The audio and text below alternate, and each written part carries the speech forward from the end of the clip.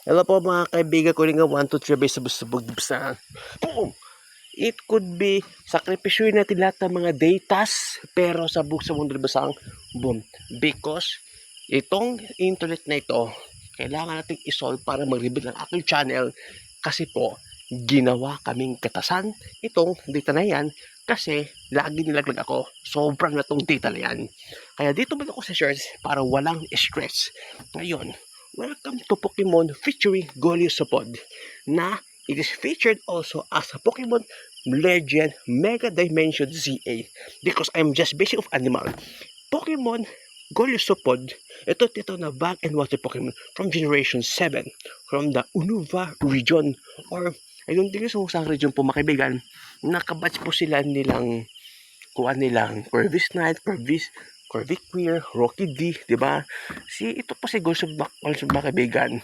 Ito tinatawag na si Golusupod ba kaibigan? Di ba? Na si Golusupod ba kaibigan ko hininga.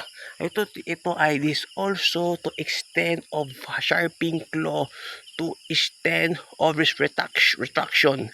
Extend retraction of his stronger. Di ba? Di ba mga kaibigan ko hininga na it is evolved also from Wimpod mga kaibigan ko hininga na Goliathopod. So it resembles also as a isopod. Isopod isa sa mga uring bugs na may pagkauod ng konti just like a fossilized resemblance na nakatira pa sa tubig. And samurai na meron silang mega Goliathopod with a Goliathopide megastone mga kaibigan ko hininga na para silang holen.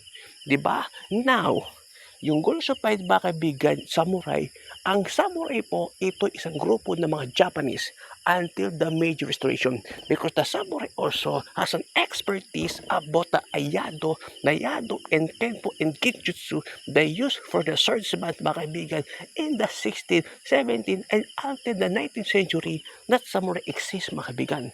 And second one, as a Bushido mga kaibigan.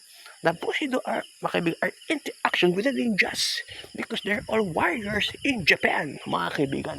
Diba? It's for interested. Diba? So, okay. So, magandang gabi po sa lahat.